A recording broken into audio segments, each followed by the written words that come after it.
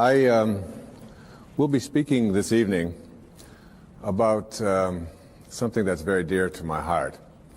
It's not really a canned speech. It's not something that I've memorized. I don't speak from notes. I speak from my heart about something that I work on each and every day in my own life. It is about a process that has been a growth thing for me. The idea of there being levels of awareness, ordinary human awareness, and higher levels of awareness are something that you can do a lot of reading about and you can study spiritual literature. But until you begin to put it into practice and live it each and every day, it really just is something that is distant and more academic. What I will be attempting to do here this evening is to share with you some very specific principles that I have studied and practiced with my family, with my wife particularly, and our children, and my extended family. I am not here to proselytize for any particular point of view.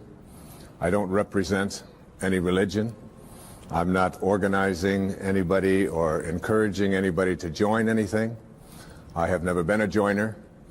I don't pay any memberships anyplace. I really don't think of myself as a very organized person, period.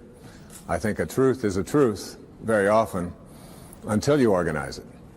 And then it becomes a lie very often because the organization becomes more important than the truth that we're attempting to teach.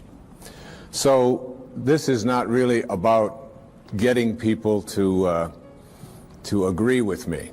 When I was back in school, I had professors who used to say, if you want to understand poetry, or if you want to understand a great novel, or if you want to understand a great movie or enjoy it, what you have to do is practice what he called willingly suspending your disbelief.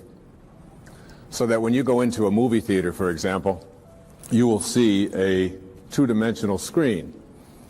And you don't walk in and say, well, that's just a two-dimensional screen with a lot of images that are being projected from the rear of the room from a projector, and I'm not going to allow my emotions to be impacted or affected by a silly little thing like a projector. If you did that, you would not be able to enjoy the movie. What you do is you willingly suspend your disbelief. You just let go of any of your doubts, and you just allow yourself to be entertained for a couple of hours. And you say, like, all right, Nicolas Cage can exchange faces with another man, all right? That's a possibility. I'll buy it, all right? And they can go home and convince their wives, even though they've just exchanged faces and nothing more, which was always a surprise to me, that this thing's really happening. But what I'd suggest to you is that if you argued with that and said, oh, this is ridiculous, or this is just not possible, that you wouldn't be able to enjoy the movie. And I suggest that you take what I'm speaking about here this evening. Some of it will conflict with some of the things that you have been conditioned to believe in, some of the things that you may hold very dear to your heart. And I'm not here to challenge them. I'm not here to get you to change your point of view. I'm not here to get you to join some organization that I think will get you to be more enlightened. I'm just offering you what comes from my heart, principles that are involved in being able to reach higher and higher and higher levels of awareness, so that things like miracles and being able to attract into your life what has been missing up until now, the ability to heal yourself of perhaps diseases or processes of difficulty that you've never been able to handle before, the capacity to be able to create the kind of relationship that you would like to have, the ability to even get a job that perhaps you haven't been able to get, or to raise your level of prosperity, whatever it might be, to sell your home if you've been having difficulty doing that. That there is an energy in the universe. There is something that is in each and every one of us. And it's also in the universe. And you are connected to it in a way that is often perceived to be aloof from us, because it's invisible, because it's in the world of what we call spirit, the world that is not material.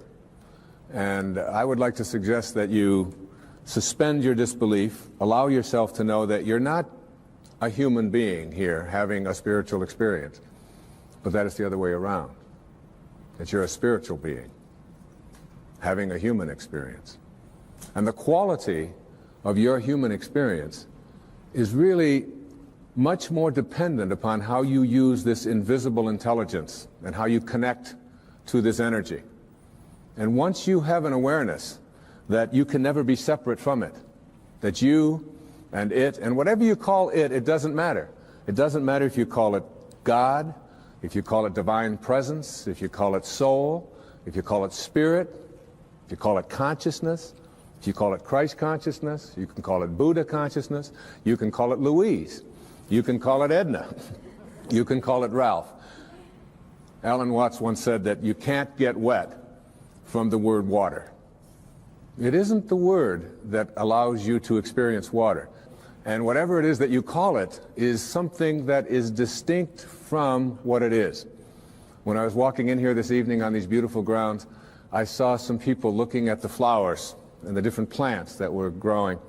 And as they were looking at them, there was one person who was obviously an expert, a botanist of some kind, and he was trying to explain to each one of the people what the name was, the technical name for each one of the flowers. And I was watching that and thinking, it doesn't matter what you call it.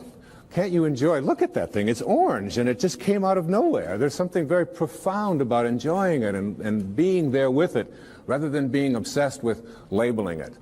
There was a very famous Danish theologian. His name was Søren Kierkegaard. He once said that once you label me, you negate me.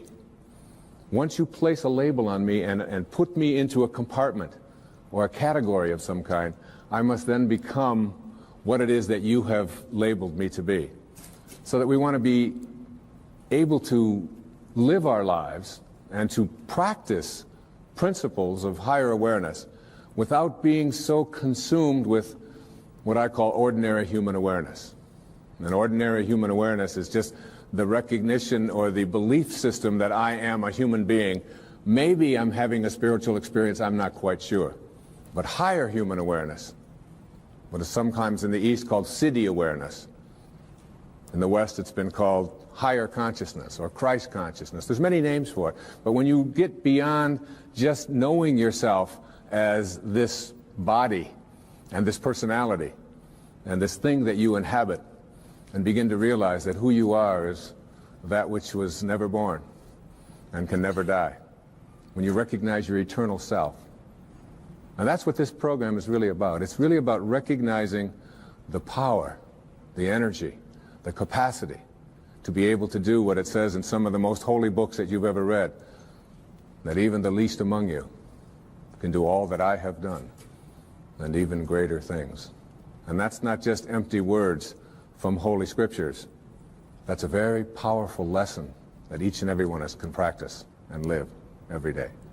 What I'd like to suggest to you, and what this program is really about, is that there are higher levels of awareness that are available to us. A level of awareness that allows us to do things like, and it may sound a bit strange, but to manage the coincidences of our lives. To be able to place our attention on what it is that we would like to create for ourselves in our lives. To literally have the power to know that if I think about it and I keep it there and I keep that picture firm within me, that there is an energy, a source, a capacity within me that is in the universe and that is also in me. And that I can use this energy, that I can manage it. There are many ways to get the things that we want for ourselves in our lives. But basically, it all begins with how we choose to think. As you think, so shall you be. 7 little words that I think are perhaps the most important things that we can learn and master in our lives. This old proverb notion that I become what I think about all day long. And once you know that what you think about is what expands, you start getting real careful about what you think about. You don't allow your thoughts to be on anything that you don't want or that you wouldn't want to have manifest or show up for you in your life. Emerson said, the ancestor to every action is a thought. And you can look at every spiritual tradition, whether it's Eastern or Western, whether it's ancient or modern, whether it's civilized, quote, or uncivilized, quote, whether it's tribal, and there is, in all of these persuasions, this idea that inside each and every one of us, in a place that is not material, in a place that has no dimensions, in a place that has no boundaries, that in each and every one of us, we have this power, and we have this intelligence, and you can never see it. I've often said that when you die, if you're going to die, and 5 minutes before you're ready to leave, they weigh your body. And let's say it weighs, oh, let's pick a good number, 150 pounds, all right? And then life leaves your body. And they weigh your body instantly after you're dead. And it still weighs 150 pounds. So that your body weighs the same alive or dead before it begins to deteriorate. And if that's the case, then your life, this thing that leaves your body and your body still weighs the same, is weightless. Your life is weightless. You can't put a dimension on it. You can't put a measure on it. Who you are is that life. And that life is not in the dimension of material. It's like if I want to wiggle my finger, I just have to have a thought. And the thought says, I think I'm going to wiggle my finger. And then I do this, and you say, well, that's really no big deal. But it really is a big deal. Because there's something invisible in here that says, I'm going to wiggle my finger. I've never seen that. I've never been able to, you can put that under an X-ray, you can try to measure that and find out what it is in there that allows you to say, I'm going to wiggle my finger, and you can never find it. It's not in this world, if you will. So I can do all the scientific studies, and what I can do when I do these scientific studies is I can find the command center inside of me. And I can go to the brain and I can point to a specific point, and scientists can do this and say, there's the command center which allows you to have a thought, I think I'm going to wiggle my finger. But there's no computer and there's no scientists and there's no technology that can ever allow us to go inside and say, there's the commander in the command center. Can't find it. And that commander in the command center, that weightlessness, is the part of us that we just don't pay enough attention to. And what I'd like to suggest here this evening is that once you start becoming aware of the power of thought, and if you look around, just look around you at everything that you see, it all began with a thought. We become what we think about. And that is probably one of the most important principles in learning to manifest.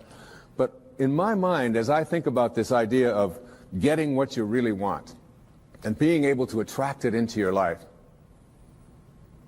what we have to look at is basically the obstacles that we have conditioned ourselves. And you notice I say that we have conditioned ourselves, because I have never believed that we need to be putting the responsibility on someone else. If you're conditioned, it's because you have allowed yourself to become that. And if we've conditioned ourselves to believe certain kinds of things, and one of the things that we kind of believe and hang on to and live with is this whole idea that all of the things that happened to me in my past are what are keeping me from doing what I'd like to do today. So we hang on to these things and we fill ourselves with blame. We say, I'm the middle child. I'm the youngest child. I'm the oldest child. You know, I'm an only child. Any one of those is a great excuse. You know, if you're the youngest child, you can say, well, you know, how could I be making decisions for myself and be a fully functioning person today when I always had somebody else telling me what to do my whole life? How could I think for myself? If you're the oldest child, you can simply say to yourself, well, how could I be expected to think for myself? I always had to think for somebody else. I was always doing it for somebody else. And that leaves the middle child, you know, the classic identity crisis. Oh, poor me. My mother didn't even know my name. She's always calling me by this one's name or that one's name. So I don't know where I fit in. So that takes care of everybody except the only child. And of course the only child, well, your parents looked at you and said, we won't be doing that again. Huh? You have to live with that, I don't. Huh? So everybody, with their birth order, or with their mother liked their sister better, or that we had enough, or we didn't have enough, or we had too much, or we lived in the north, we lived in the south, I'm too tall, I'm too short, I've got too much hair, I don't have enough hair, it's falling out, it's not falling out, whatever it is, we all have these excuses. And I call all of these things that we hang on to and use to keep ourselves from reaching these higher places in our lives, the wake. I call it the wake. And the wake is, comes from a story that I heard Alan Watts tell one time, and it was a very powerful story. He said, your life is like a boat, and it's heading up the river at, say, 40 knots, all right? And as it's going, you are somehow able to metaphorically stand on the stern, the back of the boat, and look down into the water. Now there goes your life in this direction, and you're standing here and you're looking down into the water. And you ask yourself these three questions. The first question, what is the wake? What is it? What is this thing that you see? And the answer, the wake is the trail that is left behind. That's what it is. Nothing more, nothing less. It's the trail that is left behind. Second question to ask yourself in this little metaphor, what's driving the boat? What's making this thing go in this direction?